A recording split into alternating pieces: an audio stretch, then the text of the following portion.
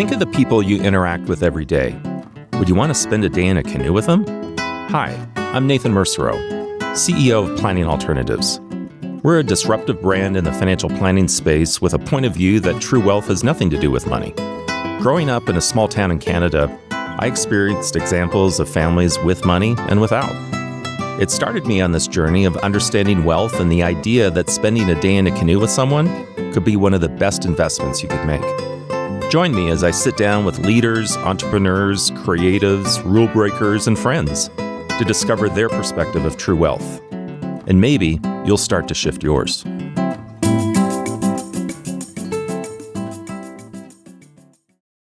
I'm excited today to be joined by Scott Austin. Scott was a co-founder and president at Porch, a startup that achieved significant growth and then exited and went public. Beyond Porch, Scott's run multiple ventures, currently leading JadePuma, e-commerce agency, Product Graph, B2B software company, and brings over a decade of experience from Microsoft. Scott, you are a fellow podcaster. Your podcast, the Shopify Solutions podcast, helps build digital products for e-commerce brands. Welcome to Day in a Canoe. I don't know if such a profound tech guy, can handle this technology of a metaphorical canoe. How does that land for you? Well, thanks for having me, Nathan, first of all. And then, the metaphorical side of things, I'm slightly on the spectrum. I was never diagnosed that because I'm 58 years old. So today I would have all these, resistance to doing anything that's uncomfortable for me. But I grew up in the 80s where your parents smacked you on the head and said, just go do it, stupid. So throw anything you want at me. I'll see what I can do. Great attitude. Well, when you interview people on your podcast, what is your initial approach? What are some of the questions that you might ask a guest who you're interviewing? Anybody who listens to my podcast is going to realize really quickly I'm not into small talk, right? So we don't talk about the Chargers. We don't talk about the weather. And I get straight to it. In my podcast, the title says it all. It's the Shopify Solutions podcast. So every episode is a topic that is one solution. So I'm not trying to be inspiration for people. I'm trying to be instruction for people. And every podcast has its own niche. And I found that there were lots of podcasts that inspired you to do things, but didn't help you figure out how to do things. And I fully believe in today's world of, modern technology in 2025, everything is just way too freaking hard still, right? Whether it's setting up your domain for the first time in GoDaddy and connecting it to a Shopify store, there's a learning curve behind everything. So I'm trying to help people quickly understand the 15 steps, 5 steps, whatever it is, to how to do things. So to answer your question of, how do I approach a podcast and, how do I, ease into the questions, I go right to it, let them give me a little introduction about what they do. And then we say, so here's a problem that you've solved in your brand. Let's talk about it for other people that are listening, so they know how to solve it too. On the topic of technology, AI has been this evolving, massively growth-focused theme. How do you see AI integrating into solutions for people, whether they're listeners of your podcast or just tech in general? I think podcast has become an essential tool for anybody with common sense today, right? I think I started in ChatGPT 3 or 4 years, right when it first came out kind of thing. I think I've done 8 episodes on AI in my podcast since then because it just keeps getting better and better, right? So you can be a technical person, getting technical solutions, like it's great at editing code and those kind of things. I also just used it this morning. We rolled out a new product for a client, Palm Bells. They sell a pom-pom and cowbell joint little noisemaker thing. And we just rolled out their wedding palm bell. So I, came up with what I thought would be decent copy and said, hey, good friend ChatGPT, take a look at the crap I wrote and make it good. And it made it better, right? And now I handed it off to the store owner and they're going to edit it from there. Because I fully believe that AI is a great idea generation tool, but you should always edit it so that it's true to your brand and your voice and to your audience kind of thing. So, my overall summary on AI, I absolutely love it.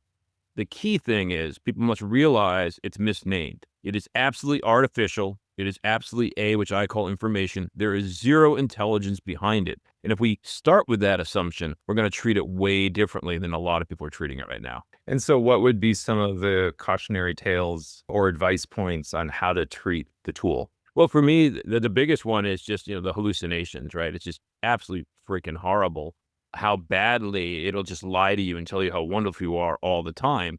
But you can help it not be such a sycophant by telling it, "Hey, I want you to cite all your sources." The first thing I do in any, or the last thing I do in any query, is I say, "Cite your sources." So if it says something, it's gonna have a little link and I can go look at it and verify if that fact is true or not. And many times it is, but also many times it's not. But also coaching it a lot. Like what I always tell my brands to do with AI is get the first thing, you're gonna look at it, it's not gonna be right. Just tell it what's wrong. Like, "Hey, you're being way too excited here. Tone it down a little." It'll listen, right? Or, "Hey, you're being way too flat here. Up the enthusiasm a little bit." It will listen to you if you work with it. So I think AI is best done in an iterative process where you coach it. And of course, you can set up chat GPTs or GPTs in chat GPT where you give it those rules and structure for everything that you're doing. And that's super helpful for brands. Now, on the Day in a Canoe podcast, we love to hear founder stories, people who have been entrepreneurs or they've navigated challenges and opportunities in life. Take us back to the Scott back in the day. Where'd you grow up? Where'd you start? Where'd you get that itch from a development of whether it's creativity or entrepreneurialism? Oh, that's a long story. So I'm going to try to keep it a couple minutes. So Scott Austin was born in December 28th, 1966 in Lawrence Memorial Hospital in New London, Connecticut. And my twin brother and I broke the hospital record for size of twins. Together, we were 18 pounds, which is just ridiculous, right? My poor mom almost died that day. She didn't, but it was a painful time for her. So I grew up in Connecticut, came from a family where no one had ever gone to college. So I was the first person in my family to go to college. I got into the Coast Guard Academy because I didn't realize there were things called student loans. So I thought the only way you could go to college if you couldn't afford it was to have the military pay for it.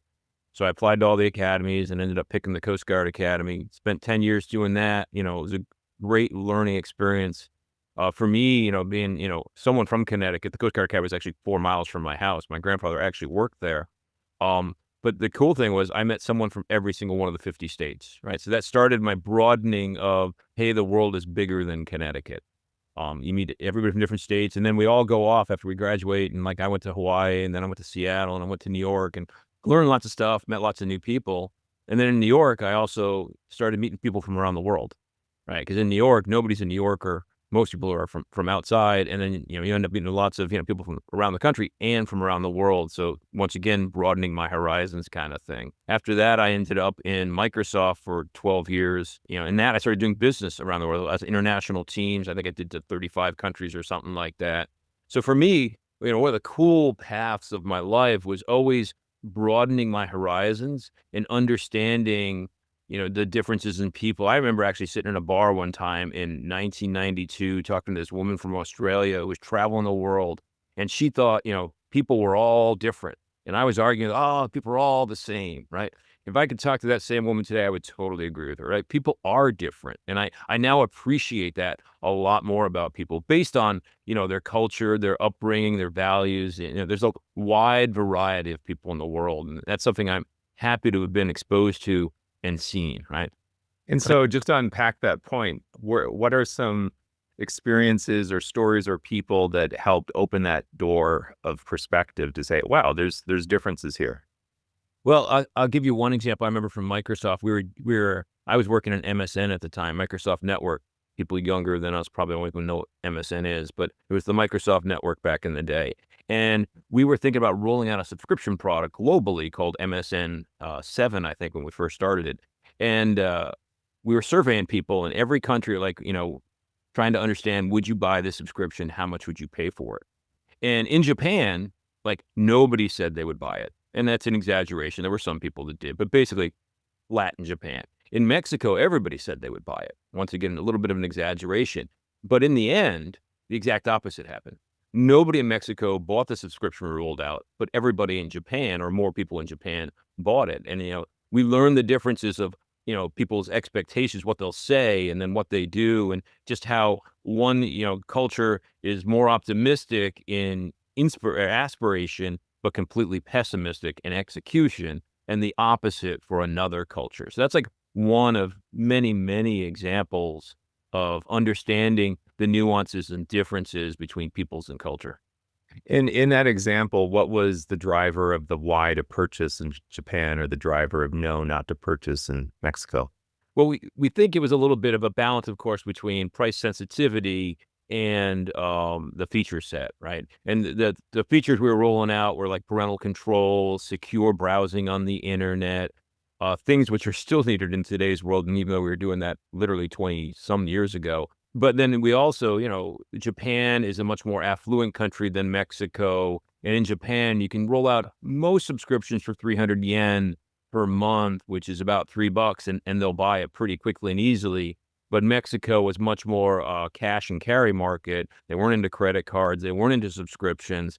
So there were also, cultural differences between how they pay and the type of business models they like to pay, and just, more things to learn as you get deeper into this. I'm a huge believer in cultural awareness from a curiosity standpoint. And there's so many things to learn from others that it's available if we just put the curiosity hat on and usually listen. That's where the biggest learning happens from my experience. So take us back to the timeline.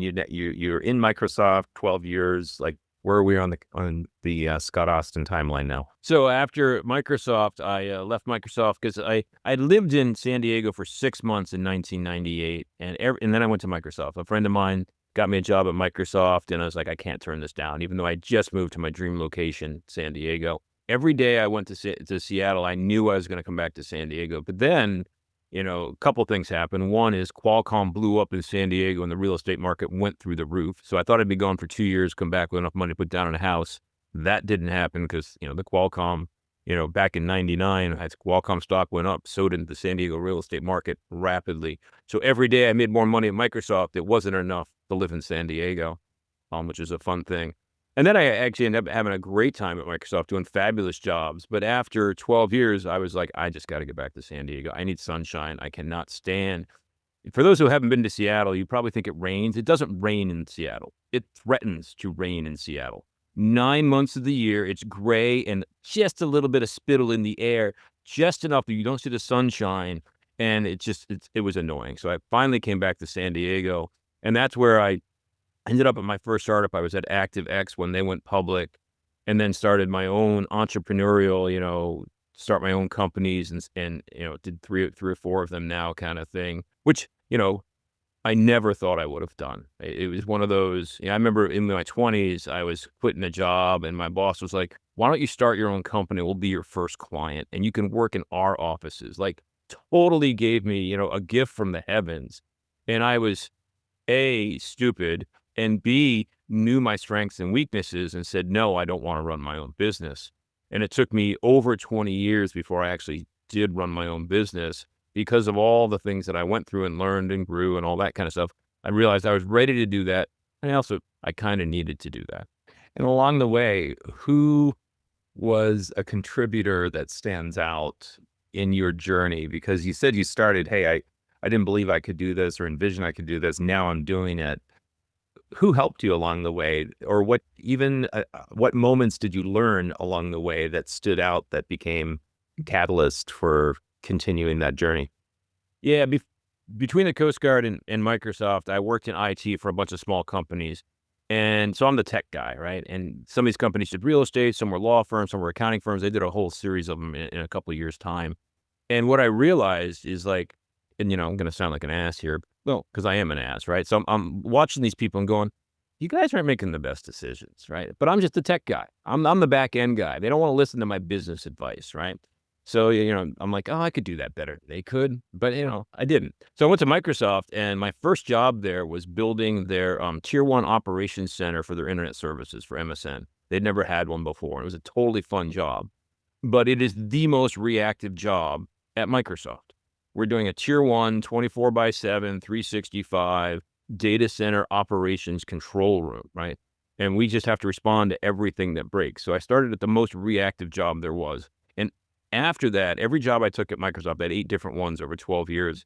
Every job was more proactive, less reactive, step by step by step. So that by the end, at Microsoft, I was running games marketplace for Xbox, where I started in 2008 and I had an $80 million revenue goal. And then 4 years later, when I left, I had an $800 million revenue goal. So I grew them 10x. Not me personally, right? I was leading it, but there was a whole team of people, a whole set of circumstances that I was fortunate to fall into. But it was, the culmination of going from one of the most reactive jobs to 12 years later, one of the most proactive business jobs. And it took 8 steps to get from A to B kind of thing. And there were definitely people along the way that helped me with that. But that was for me the journey that made me realize that I could be a business person. I could have business opinions. I can formulate strategy, execute, blah, blah, blah, blah, blah. So were you taking your problem solving skill set and just applying it to the next problem and then it cascaded from that? Or did you say, here's my 5-year vision, strategy board, reverse engineer to today? How did you tactically move through those years? Um, I'm a big believer in what I call the leaf in the stream philosophy, in that I'm a leaf going down a stream, and the stream is taking me the direction it wants to go. But I can see a rock coming up in front of me, and I can steer left or right around that rock. Some people probably take the salmon in the stream strategy of life, where they're swimming upstream against the current. I don't, right? So for me, there's been many opportunities in my life where I get to make a decision left or right, and I've done a pretty good job with those. I'm very happy with some of the decisions I've made. I'll give you a real example of one. I was a civil engineer in my bachelor's and master's, and my first job out of the Coast Guard, I was working at a civil engineering firm, and I was 50% engineer and 50% computer geek. One day, my boss called me in and said, hey, we need you to commit to being one or the other full-time. We need a full-time computer geek, and we always have full-time engineers. It was an engineering company. You get to decide what you want to do.